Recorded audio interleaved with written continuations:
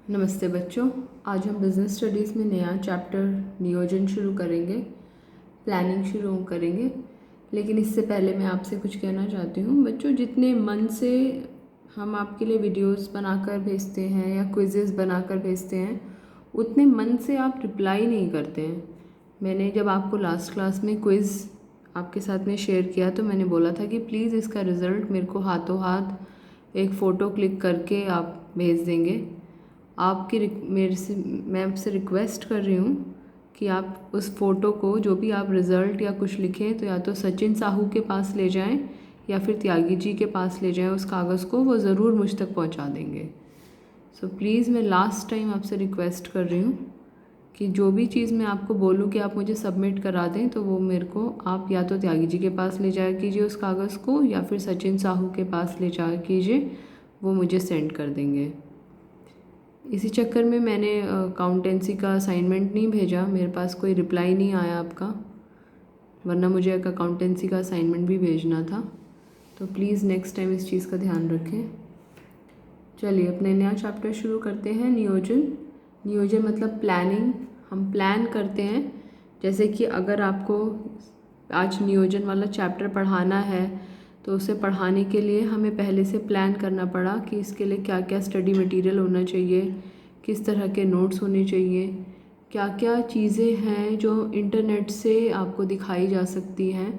तो ऐसे चीज़ों को इकट्ठा किया जाता है। तो प्लानिंग का मतलब होता है क्या करना है, कब करना है, कैसे करना है, किसके द्वारा किया जाना है, और हम जहाँ हैं और हम जहाँ जाना चाहते हैं उसके बीच के गैप को फिल करने के लिए प्लानिंग हमारी मदद करता है। तो सबसे पहले तो हम इसकी परिभाषा लिखेंगे। ये परिभाषा नोट कर लीजिएगा।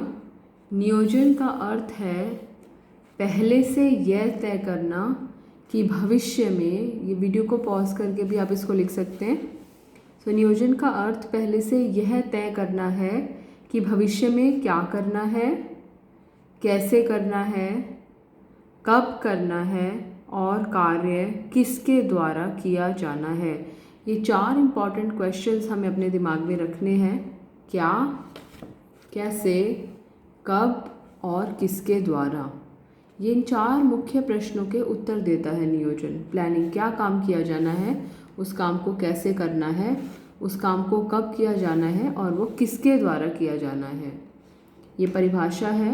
बहुत सारी परिभाषाएं आपको मिलेंगी जब आप किताबें खोलेंगे तो, लेकिन ये परिभाषा आपको ज़रूर याद रखनी है। इसके नीचे एक एडिशनल लाइन हम लिखेंगे कि हम जहाँ हैं और हम जहाँ जाना चाहते हैं।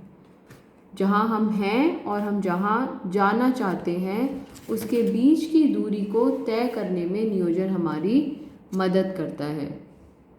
इंग्लिश में परिभाषा है जिसका हिंदी में ट्रांसलेशन है, planning means deciding in advance, पहले से तय करना। भविष्य के लिए बनाई जाती है हमेशा योजनाएं। So planning means deciding in advance, पहले से तय करना कि क्या करना है, व्हाट टू डू, कैसे करना है, how to do, when to do and who is to do it. क्या करना है, कब करना है, कैसे करना है और कार्य किसके द्वारा किया जाना है। इट ब्रिजेस द गैप, हम जहाँ हैं और हम जहाँ जाना चाहते हैं। हम यहाँ हैं और हम यहाँ जाना चाहते हैं। हम जहाँ हैं और हम जहाँ जाना चाहते हैं उसके बीच की दूरी को तय करने में नियोजन हमारी सहायता करता है। It bridges the gap, bridge बनाता है, ये सेतु बनाता है, from where we are to where we want to go. ये नियोजन की परिभाषा है, इसको नोट कर लीजिएगा।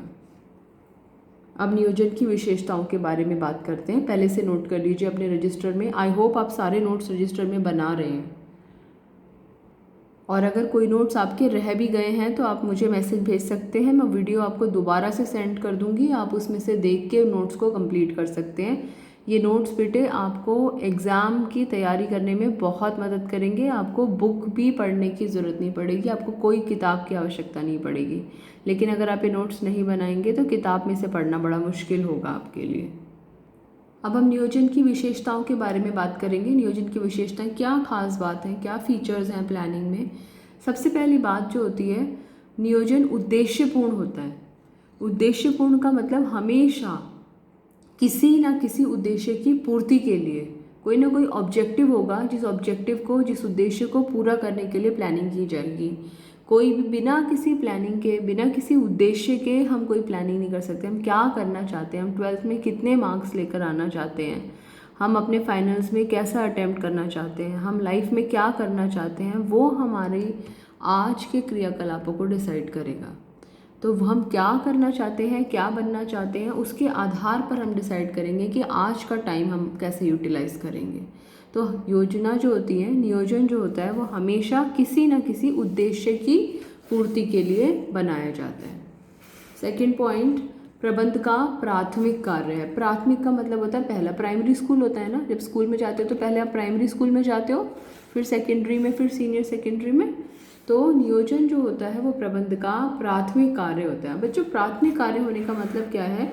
देखिए, प्रबंध के एक्चुअली 5 कार्य होते हैं। There are 5 functions of management. कितने कार्य होते हैं प्रबंध के? 5 कार्य होते हैं। पहला नियोजन, दूसरा संगठन, तीसरा नियुक्तिकरण, चौथा निर्देशन और पांचवा नियंत्रण।